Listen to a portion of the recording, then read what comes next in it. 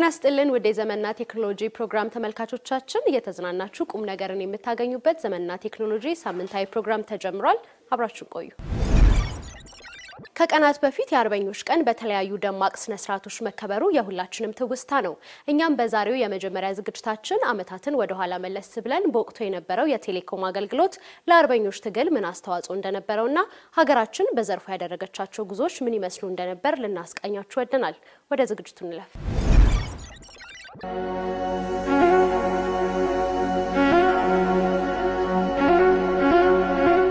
በኢትዮጵያ ታሪክ የስልክ አገልግሎት ከተጀመረ በጣም ቆየት ብሏል ከ1886 ጀምሮ ተቋቋመ የሚባለው ከ1886 እስከ ዳግማዊ የጣሊያን ወረራ ባሉት አመታት እንግዲህ በርካታ የቴሌኮሙኒኬሽን ስራዎች ተሰርተዋል ለምሳሌ በአዲስ አበባ ሁለት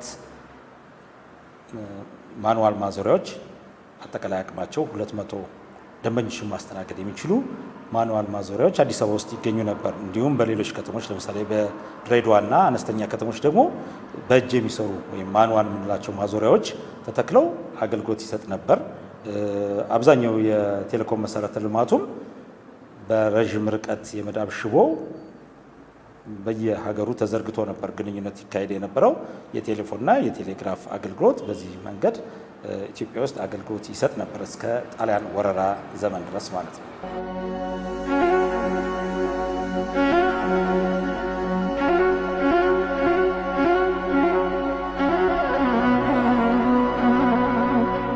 ፋሽስት ጣሊያን ወረራ በፊት በነበሩት ጥቂት አመታት በቴሌኮም ዘርፉ ተሰራ የተባለው ትልቁ ስራ ኢትዮጵያ ለመጀመሪያ ጊዜ ከሬዲዮ መገናኛ አውታር ጋር የተዋወቀችበት ዘመን ነበር ሐምሌ 14 1923 ዓ.ም ለመጀመሪያ ጊዜ ንጉሠ ነገሥቱ ቀዳማዊ ኃይለ ሥላሴ የንፋስ ስልክ የሬዲዮ ጣቢያን የመሰረት ድንጋይ አስቀመጡ ከዛ ዘመን ጀምሮ እንግዲህ የሬዲዮ ጣቢያ ግንባታው በመካሄድ ላይ ነበር እንግዲህ ያ ዘመን ደግሞ ከጣሊያን ጋር የነበረውን የዲፕሎማሲ ግንኙነት እየሻከረ የሄደበት ምናልባትም ጣሊያን ኢትዮጵያን ልትወር ትችላለች የሚል ስጋትም ስለነበር እንደዚህ አይነት ኮሙኒኬሽን ወይም የመገናኛ ዘዴዎች አስፈላጊ ስለነበሩ አስቀድሞ ኮሙኒኬሽኑ የማዘጋጀት ስራ ነው የተሰራ በተጨማሪም ደግሞ ከውጭ ዓለም ጋር ለመገናኘት ሰፊ ዲፕሎማሲ ያስፈልግ ስለነበር በሌሎች የትራንስፖርት እና የመገናኛ ዘዴዎች ከሌሎች ዓለም ጋር ለመገናኘት ጊዜ ይፈጃል ለምሳሌ በባቡር በመርከብ በአውሮፕላንም ረጅም ጊዜ የሚወስድ ነው ግንኙነቱ ስለዚህ የዘመናዊ ቴሌኮሙኒኬሽን አገልግሎት ማቋቋም ግንኙነትን በጣም ያሳልጣልና እንግዲህ ለዘመናት ኢትዮጵያ የነበራት የመዳብ ሽቦ ግንኙነት ነው ያ የመዳብ ሽቦ ደግሞ ከጅቡቲ አልፎ የሚሻገር አይደለም ወይም ደግሞ ከኢትዮጵያ በአስመራ በኩል አድርጎ እስከ ምጽዋ የተዘረጋው ደግሞ ምጽዋ ላይም ይቆማል ማለት ነው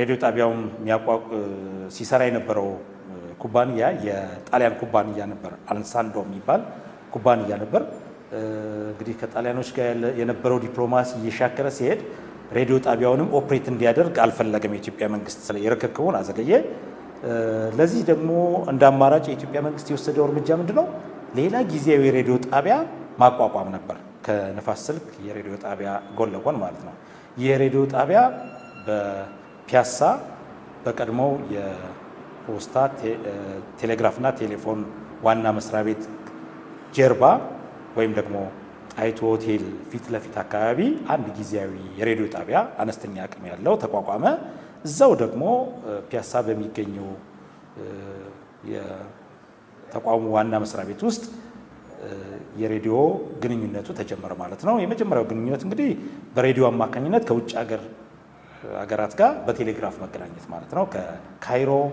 ከለንደን ከፈረንሳይ ከሌሎችም ከኤደን ጋር መጀመሪያ በቴሌግራፍ በሬዲዮ አማካኝነት ግንኙነት ተጀመረ ስለዚህ የሬዲዮ መጀመር ለኢትዮጵያ ዲፕሎማሲ ለኢትዮጵያ የውጭ ግንኙነት በጣም ሚና ነበረው ከዚህ ሬዲዮ ጣቢያ መቋቋም ቀጥሎ ደግሞ በሀገር ውስጥ ደግሞ ሌሎች የሬዲዮ ጣቢያዎችም እንግዲህ ንፋስ ስልኩ እየተሰራ ነው። ፒያሳ ላይ ጊዜያዊ ሬዲዮ ጣቢያ ተቋቋመ። ሌሎች ከተሞች ላይ ደግሞ ሬዲዮ ጣቢያ ያስፈልግ ስለነበር ሐረር ላይ አንድ ባለ 500 ዋት ሌላ የሬዲዮ ጣቢያ ተቋቋመ። እንደዚሁም ደብረ ማርቆስ ላይ ሌላ ተጨማሪ፣ በሌሎችም ቦታዎች ጎባ፣ ጎሬ አነስተኛ የሬዲዮ ጣቢያዎችንም በሀገር ውስጥ ደግሞ ማቋቋም ተፈለገ። ጦርነቱ በጣም እየተቃረበ ሲመጣ ደግሞ ኮሙኒኬሽን በጣም አስፈላጊ ስለነበር በተለይ ሬዲዮ፣ ተንቀሳቃሽ የሬዲዮ መገናኛ መሳሪያዎች በሌሎች አካባቢዎች በተለይ ደግሞ ጦርነቱ ሊካሄድባቸው ይችላል ተብሎ በተገመቱት በምስራቅ ግንባር ዛሬ ኢትዮጵያ ሶማሌ በምንለው አካባቢና በሰሜኑ ግንባር በትግራይ አካባቢ እንዲሁም በሌሎችም አካባቢዎች ተንቀሳቃሽ የሬዲዮ ጣቢያዎች በሰዎች እንዲሁም በበቅሎ በፈረስ እና በተሽከርካሪ እየተጫነ ከቦታ ቦታ የሚንቀሳቀሱ አነስተኛ የሚተከሉ ሳይሆን አነስተኛ ሬዲዮ ጣቢያዎች በዚህ መንገድ በሀገራችን የሬዲዮ አገልግሎት ተጀመረ ማለት ነው።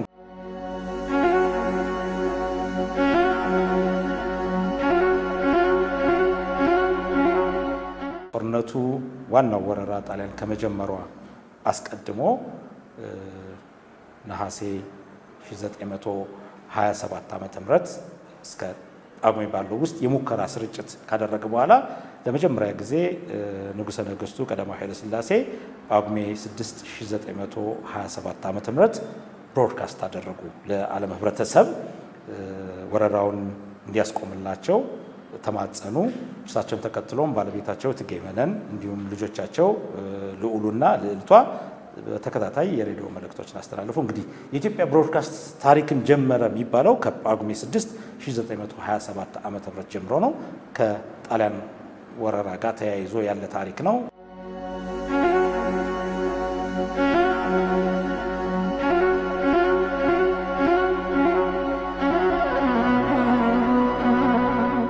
በጦርነቱ ውስጥ የነበረው የቴሌኮም መሰረተ ልማቶች ምን ይመስሉ እንደነበር የተለያየ የታሪክ ጸሐፊዎች በተለያየ አግባብ ጽፈውታል። በተቋማችን የኢትዮ ቴሌኮም ውስጥ ቀደም ሲል የነበሩ አንዳንድ ህትመቶች እንደሚገልጹልን ሰፊ ሚና ነበረው። እንግዲህ ጦርነት አንዱ ከሚፈልገው ሪሶርስ አንዱ የኮሙኒኬሽን ወይም የመገናኛ መሳሪያ ነው። እዚህ ላይ የምንረዳው አንድ ኮሙኒኬሽኑ ሰፊ ግልጋሎት ነበር ማለት ነው።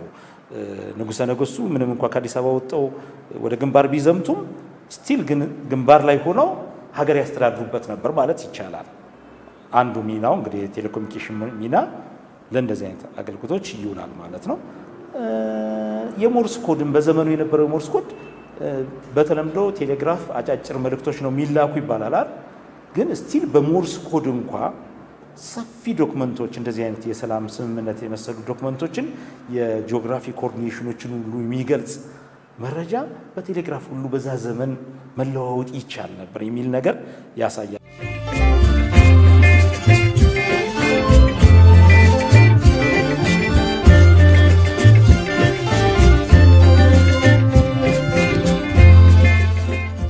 የተቋሙ ሰራተኞች የነበራቸው አስተዋጽኦ እጅግ በጣም ከፍተኛ ነበር።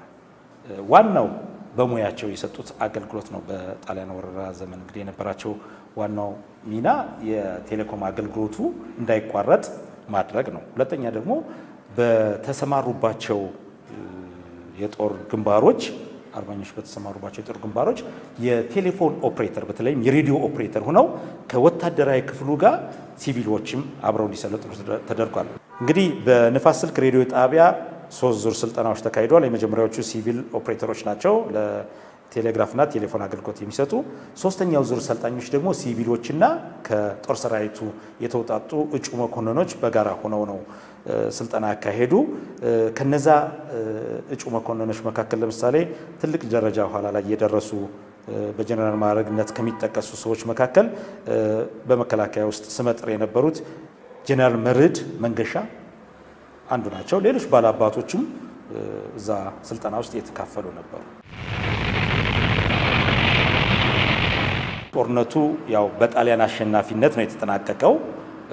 ጣሊያኖች አዲስ አበባን መጨረሻ ላይ ተቆጣጠሩ። የተለያየ ከተሞችንም እንደዚሁ ተቆጣጠሩ። አርበኞችም በዱር በጫካ ሆነው ከጣሊያኖች ጋር ፍልሚያን ያደረጉታል። ታሪኩ የሚገልጸው የሚያስረዳው ይሄ ነው። እንግዲህ ይሄ የጦርነት ታሪክ እንደመሆኑ መጠን ጦርነት ደግሞ የሚያስከትለው አንዱ ችግር ምንድነው? ጥፋትን ነው። ስለዚህ ያስከተለው የጣሊያን ወረራ ምንድነው? በቴሌኮም መሰረተ ልማት ላይ ከፍተኛ ውድመት ነው ያደረሰው። አንደኛ በየሀገሩ ተዘርግቶ የነበረው የረጅም ርቀት የመዳብ ሽቦ በጣሊያኖችም ሆነ በአርበኞች ተበጣጥሷል። ጣሊያኖች ሲያሸንፉ አርበኞች ደግሞ እንዳይጠቀሙበት በማድረግ ጣሊያን ደግሞ አስቀድሞ ሆን ብሎም በመውደም ኢትዮጵያ እንዳትጠቀምበት በማድረግ ከወደሙት ውስጥ አንዱ እሱ ነው። ሁለተኛው እና ቁልፉ የወደመው ለምሳሌ ጣሊያን አዲስ አበባን ከመቆጣጠሩ በፊት አስቀድሞ የንፋስ ስልክ ሬዲዮ ጣቢያን አስቀድሞ በአውሮፕላን ድብደባ ፈጽሞበታል። ሁለተኛው እሱ ነው። ሶስተኛው ደግሞ አዲስ አበባ ውስጥ በተፈጠረ ግርግር ገና ጣሊያኖች እየገቡ ባሉበት ሰዓት ላይ ከፍተኛ ግርግር እና ሁከት ተፈጥሮ ነበርና በዚህ መካከል መሃል አዲስ አበባ አራዳ ፒያሳ ምንለው አካባቢ ከፍተኛ ውድመት ዘረፋና ቃጠሎ ተፈጽሟል። ከነዚህ ውስጥ ከወደሙት ንብረቶች መካከል አንዱና ዋናው የቀድሞው የፖስታ ቴሌግራፍና ቴሌፎን ዋና መስሪያ ቤት ህንፃ ነው። ያ ታሪካዊ ህንፃ እንግዲህ በውስጡ ሀገሪቱ ከውጭ ሀገርና ከሀገር ውስጥ የምትገናኝበት ቁልፍ የመገናኛ አውታር የነበረበት በቴሌኮም ታሪክም የመጀመሪያው የቢዝነስ ሴንተር ተብሎ ይጠቀስ የነበረ ህንፃ ነው። ታሪካዊ ህንፃ ነው። እንግዲህ ጦርነቱ ካወደመው የመሰረተ ልማት አኳያ ከጦርነቱ በፊት 170 ያህል የሀገራችን ከተሞችና የገጠር አካባቢዎች የቴሌፎንና ቴሌግራፍ አገልግሎት ተጠቃሚ ነበሩ። ልክ ከጣሊያን ወረራ በኋላ ግን የተረፉት ወይም ጣሊያን ተሸንፎ እንደገና ከሀገር ሲወጣ ግን የተረፉት 96 ጣቢያዎች ናቸው። ይሄ ማለት ምን ማለት ነው? በመሃል ጣሊያን ደግሞ ለራሱ አገልግሎት ሲል የዘረጋቸው የቴሌኮም አገልግሎቶችም ነበሩ። እነሱም ጨምረው አብረው ወድመው ከ170 ወደ 96 ነው ከተሞች ብቻ አገልግሎት መስጠት የተቻለው ከነጻነት በኋላ ማለት ነው። ስለዚህ ጦርነቱ እጅግ በጣም አውዳሚ ነበር።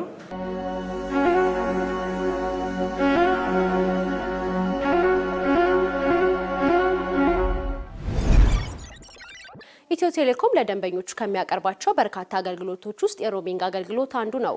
የሮሚንግ አገልግሎት ደንበኞች በተለያየ ምክንያት ከሀገር በሚወጡበት ጊዜ የሚጠቀሙበትን ስልክ ከራሳቸው ጋር ይዘው በመሄድ የድምጽ፣ የአጭር መልእክትና ሌሎችም አገልግሎቶች በሚጠቀሙበት ስልክ እንዲያገኙ የሚያስችል አገልግሎት ሲሆን ተጠቃሚዎች ግንኙነታቸው እንዳይቋረጥ ያስችላል። ቀጣዩ ዝግጅታችን በዚህ ርዕሰ ጉዳይ ላይ የባለሙያ ማብራሪያ ያቀርባል።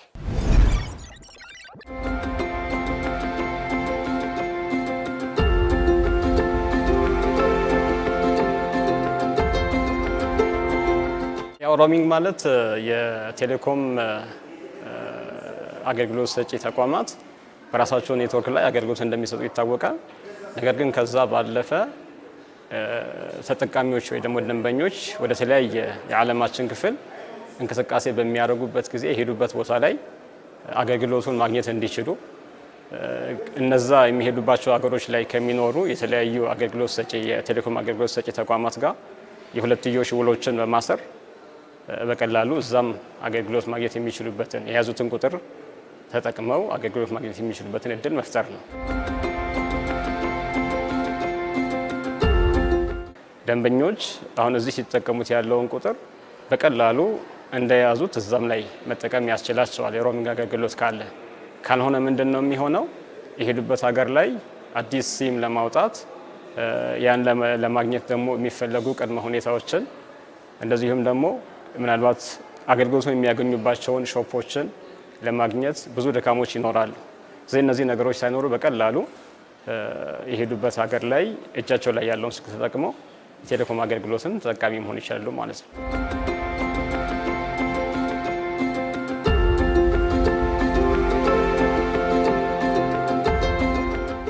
ደንበኞች ይህን አገልግሎት ያው ሲጠቀሙ በዋነኝነት የመጀመሪያው ሌላ ሲም ፍለጋ ሳይኬድ እጃቸው ላይ ያለውን ሲም መጠቀም መቻል ነው። እዛ ላይ ግን ሁለት ነገሮችን በመሰረታዊነት ማየት እንችላለን። አንደኛ ያው እነዚህ የሚሄዱ ሰዎች ብዙ ጊዜ ምናልባት ትልልቅ የሥራ ኃላፊነት ላይ ያሉ ሰዎች ሊሆኑ ይችላሉ። እንደዚሁም የተለያዩ ቢዝነስማኖች ይሆናሉ የሥራ ሁኔታ ላይ የሚንቀሳቀሱ። ስለዚህ ወደዚህ ወደ ሀገር ቤት ወይ ደግሞ ወደ ሀገራቸው ተመልሰው የሚያስተካክሏቸው ብዙ ነገሮች ይኖሯቸዋል። እነዛን ነገሮች በቀላሉ የያዙትን ቁጥር እንደያዙ ወደ ሀገር ቤት ጥሪዎችን ማድረግና ማስተካከል ይችላሉ። በተቃራኒም ደግሞ ምናልባት ከዚህም የሚፈልጋቸው ሰው እነሱን በቀላሉ አክሰስ ሊያደርጋቸው ይችላል ማለት ነው።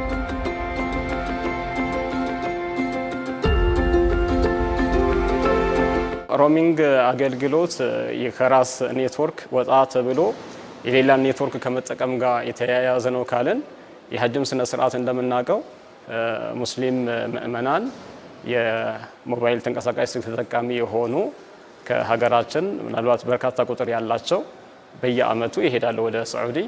ስለዚህ ወደ ሳውዲ አረቢያ ሲሄዱ እዛ ሀገር ላይ ያለ ኔትወርክ ላይ በቀላሉ እዚህ ይዘው የሄዱትን ስልክ ተጠቅመው ጥሪዎችን ማድረግ እንዲችሉ ስለሚያስችላቸው ያው እነዚህም ምናልባት ብዛት ያላቸውን ደንበኞቻችንን በቀላሉ ፍላጎታቸው ለማሟላት ሲባል የተዘጋጀ ፓኬጅ ነው ማለት ነው። ሁጃጆች ጋር የተለየ አገልግሎት ከይሄን ሮሚንግ ፓኬጅን ከመጠቀም ጋር የሚኖረው ምንድነው? ያው ወደ ሐጅ ስነ ስርዓት እንደምናውቀው ከዓለም የተለያየ ክፍል ነው ወደዛ ቦታ ላይ ህዝብ የሚተመው በጣም በርካታ የሆነ ሰው ነው የሚሰበሰበው በብዙ ሚሊዮኖች ማለት ነው። ስለዚህ ያ የተሰበሰበ ህዝብ መሃል ብዙ ጊዜ ምን ይኖራል? መጠፋፋቶች ይኖራሉ። መጠፋፋት ምናልባት ለመገናኘትም አስቸጋሪ የሚኖርባቸው ሂደቶች ይኖራሉ። ነገር ግን እነዚህ ሁጃጆች በቀላሉ ምናልባት እጃቸው ላይ ያለውን ስልክ ተጠቅመው መደዋወል ከቻሉ በቀላሉ ኮሙኒኬት መደራረግና ይሄ መጠፋፋት የሚለውንም ነገር ጭምር ማስቀረት እንችላለን። አገልግሎቱ የቀረበውም ከእስልምና ጉዳይ ጠቅላይ ምክር ቤት ጋር ትብብር ስለሆነ ዋናውን ፓኬጅ ዋናው ያልነው ፓኬጅ ምንድነው? አንደኛ ያለፈውን አመት ልምድ ወስደን ከግምት ወስደን፣ ሁለተኛ ደግሞ አብዛኛው ምናልባት ለሐጅም የሚሄዱት በእድሜ ከፍ ያሉ መሆናቸውን ታሳቢ ባደረገ መልኩ ዋናው ፓኬጅ ተደርጎ የተዘጋጀው የድምጽ አገልግሎት ነው። ስለዚህ ያንን የድምጽ አገልግሎት ቀጥታ ከጠቅላይ ምክር ቤቱ ፕሮሰስ ጨርሰው ለጉዞ የተዘጋጁ ሁጃጆችን ሊስት እንወስድና በበልክ አንድ ላይ በባች ያንን አክቲቬት የማድረግ ስራ ነው የሚሰራው። ስለዚህ ያንን ቀጥታ አክቲቭ ሆኖ ስልካቸው ላይ ተጭኖላቸው ፓኬጁ ይሄዳል። ስለዚህ የመጀመሪያው ያው ቀጥታ ከኛ በኩል ተጭኖ የሚሰጣቸው ፓኬጅ ሲሆን ከዛ በኋላ ሌላ ሁለተኛ ደግሞ አማራጮች አሉት።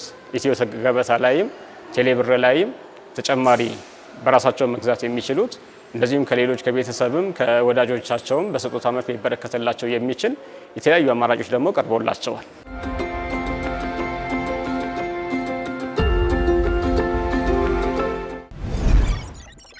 ሰላም እንዴት ናችሁ? ዮሐንስ ግርማ እባላለሁ። ዛሬ በዘመንና በቴክኖሎጂ ፕሮግራም ላይ ቴክኖሎጂን ነክ በስልካችን ሆነ በኮምፒውተራችን በተለያየ መልክ እነዚህ ህይወታችንን የሚያቀሉ ዘዴዎች መፍትሄዎች ይዤላችሁ መጥቻለሁ። አብራችን ቆዩ። ይህንን ፊቸር እኔም ራሴ ያገኘሁት እስካሁን ድረስ አለማወቄ ቆጭቶኝ ነበር። ሁላችንም በተለያየ ጊዜ ፎቶ በስልካችን አንስተን ከፎቶ የሰው ስልክ ቁጥር ሊሆን ይችላል፣ አካውንት ቁጥር፣ ያንን ቁጥር እያየን እየሸመደደን ነበር ምንጽፈው። ስልካችሁ ሌተስት ሶፍትዌር ቨርዥን ውስጥ እስከሆነ ድረስ ጋለሪ ውስጥ እንደገባችሁ እነዚህን አካውንቶች ወይም ስልክ ቁጥሮች ስታገኙ ዙም ኢን አድርጋችሁ ያ ቁጥር ላይ ፕሬስ እና ሆልድ ስታደርጉት ስልካችሁ ያ ቁጥር እንደሆነ ስለሚያውቅ ያንን ሃይላይት አድርጎ ኮፒ ማድረግ ትችላላችሁ። ይህንን መፍትሄ ካወቀን በኋላ አካውንት ቶሎ ትራንስፈር ለማድረግ ወይም የሰውን ቁጥር ከአንድ ፎቶ ኮፒ ለማድረግ ወይም ኤኒ ጽሁፍ ሆነ ወይም ቁጥር ስልካችሁ ያንን ቁጥር ወይም ጽሁፍ እንደሆነ ስለሚያውቅ ኤክስትራክት ማድረግ ይችላል። የተወደዳችሁ ተመልካቾቻችን ለዛሬ ይዘንላችሁ የቀረብነው የዘመንና ቴክኖሎጂ ሳምንታዊ ፕሮግራማችን ይህን ይመስል ነበር። ሳምንት በተመሳሳይ ሰዓት አዳዲስ ርዕሰ ጉዳዮችን ይዘን እንጠብቃችኋለን። መልካም ሳምንት።